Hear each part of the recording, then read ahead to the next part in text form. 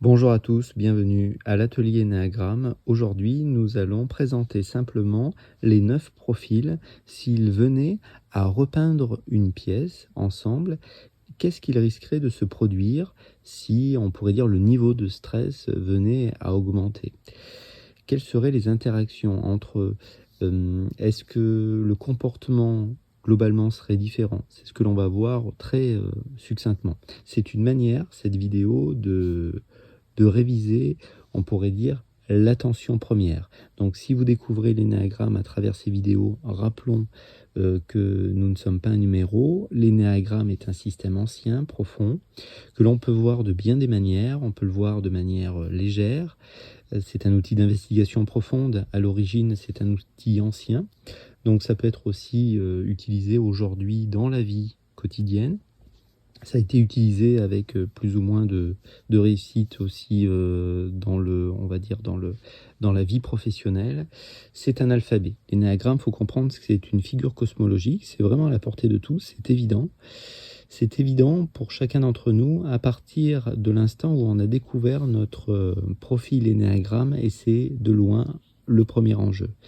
Parce qu'à partir de là, eh bien notamment, et on va voir ça aujourd'hui, l'attention première est mise en avant. Donc que vous soyez débutant, que vous soyez un peu plus avancé, que vous révisiez des notions, je sais aussi que certains thérapeutes me suivent, prenez dans ces vidéos simplement ce qui est bon pour vous, de bon cœur. Les connaissances partagées ici sont les vôtres parce que personne mieux que vous ne peut découvrir le fonctionnement de votre mental. Donc, allons-y directement maintenant. Voilà, aujourd'hui, je fais une petite présentation de l'énéagramme très courte. Allons-y, rentrons au cœur du sujet. Eh bien, on va faire un tour d'horizon des 9 profils énéagrammes s'ils venaient à repeindre une pièce ensemble. Il est midi et on est en train effectivement de faire la pause. Et donc, on a décidé de faire la pause. Et donc là, on va faire le tour d'horizon. Le perfectionniste, eh bien, son attention première risque fort de se mettre, eh bien, de s'activer. Alors l'attention première, si on résume très rapidement, lorsque l'on est sous stress, eh bien, en fait, notre mental va commencer à se focaliser sur certains aspects de la réalité. C'est toujours le même. Effectivement, c'est pas la vérité que le mental, sur lequel le mental fixe, parce que se focalise, parce que sinon tout le monde aurait la même attention première, et c'est pas le cas. Donc le perfectionniste, eh bien, lui, il va regarder si le travail qui a été fait est correct et suffisamment bien fait pour lui. C'est son attention première, il regarde, il focalise sur ce qui est correct et incorrect. 90% de la pièce a été faite.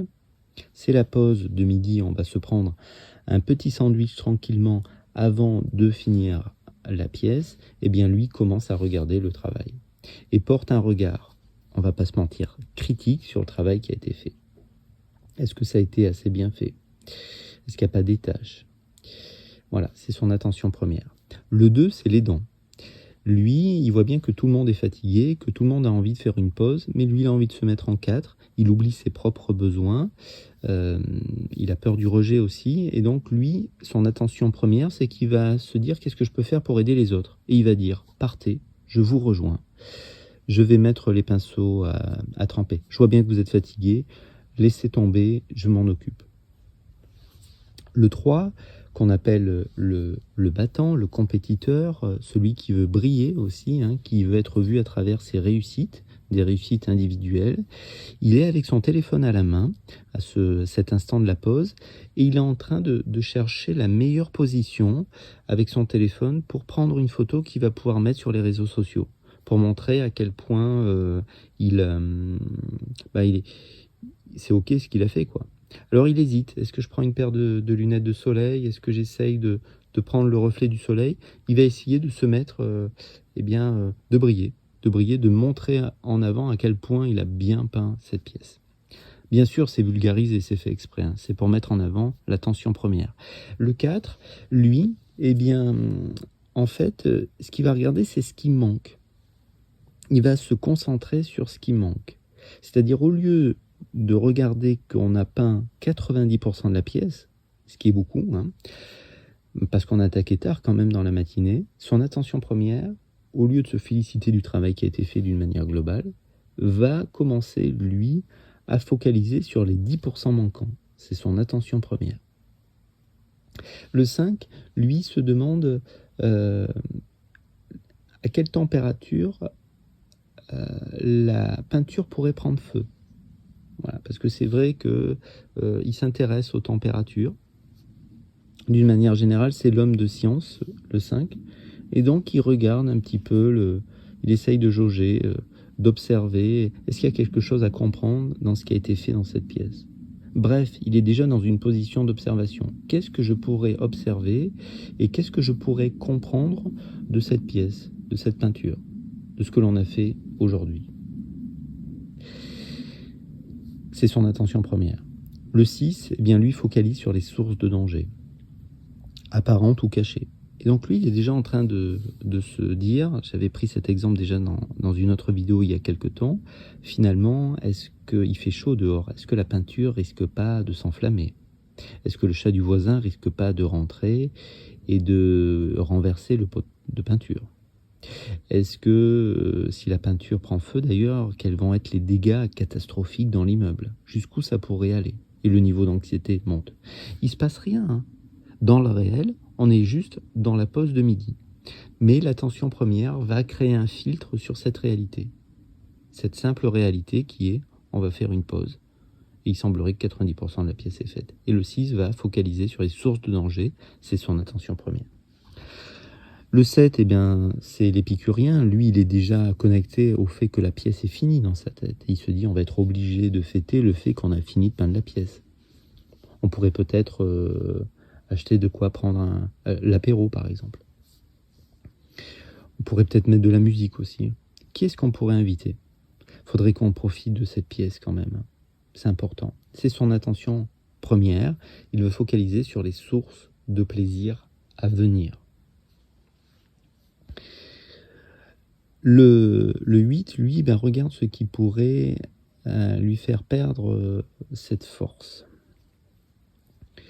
Il a besoin d'être fort. Et s'il voit les autres fatigués, il risque à un moment donné de s'agacer de ça. Il risque de se dire, moi je vais finir la pièce, c'est bon, j'ai pas besoin de vous.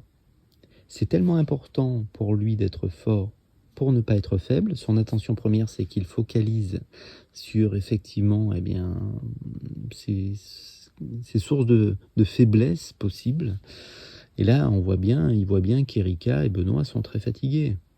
Donc il dit, c'est bon, je vais m'en occuper, il reste 1 heure de boulot. Voilà, paraître fort. Donc, ce sera OK pour lui de faire une pause si tout le monde semble fort dans cette pause. Donc son attention première, eh bien, c'est regarder ce qui pourrait lui faire perdre cette phase de la force, quoi. Et le 9, c'est le médiateur. C'est-à-dire que lui, il a tendance un peu à s'oublier, il commence à vouloir eh bien, aider tout le monde à trancher sur où est-ce qu'on va prendre cette pause pour manger le sandwich. Parce que certains disent que tel endroit est mieux que l'autre. Donc potentiellement, pour éviter ce conflit, pour éteindre le feu, on pourrait dire, potentiel, le conflit qui pourrait arriver, eh bien, il va commencer à se mettre en sandwich, tout simplement entre les points de vue des uns et des autres. Est-ce qu'on fait cette pause maintenant? Est-ce qu'on la termine? Puisque c'est un peu ce que voulait dire le 8. Est-ce qu'on va plutôt à tel endroit ou à tel autre? Voilà, pour ce tour d'horizon des 9 attentions premières. C'était bien sûr un moment de partage simple, mais c'est très important.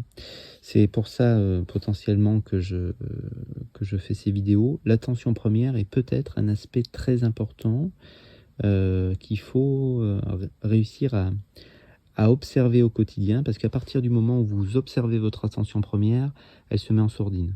Vous vous en détachez. Donc potentiellement déjà, vous n'êtes plus en souffrance avec elle.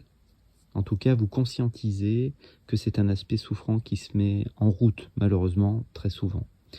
Et donc, parfois, certains d'entre nous, on se dit, mais Ok, je suis de base 7, de base 6, de base 3, 2, 4, peu importe. Mais j'en fais quoi maintenant?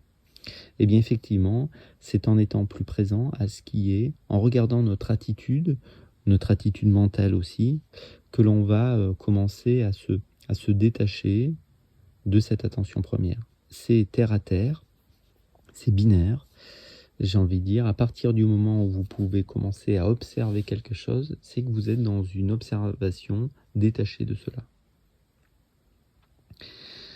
Ici s'arrête cette toute petite causerie. Vous pouvez un petit pouce bleu, vous abonner. J'espère que cet exercice pratique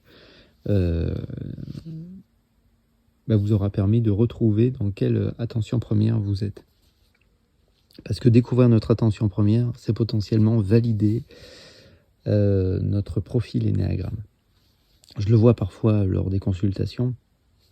Lorsque certaines consultations sont articulées autour de l'énéagramme, certains d'entre nous pensaient avoir découvert cette personnalité énéagramme, ce profil énéagramme, et en fait, ils étaient sur une fausse route. Si vous êtes sur une fausse route, vous travaillez une mauvaise attention première, une mauvaise compulsion énéagramme, une mauvaise tendance passionnelle, et puis vous vous retrouvez pas dans l'orgueil énéagramme d'une manière générale. Donc c'est que vous avez peut-être été trop vite si vous étiez trompé sur votre profil, parce que peut-être que vous n'étiez pas trompé et que que c'était le bon profil. Ici s'arrête cette petite vidéo, peut-être à bientôt. Voilà, au revoir.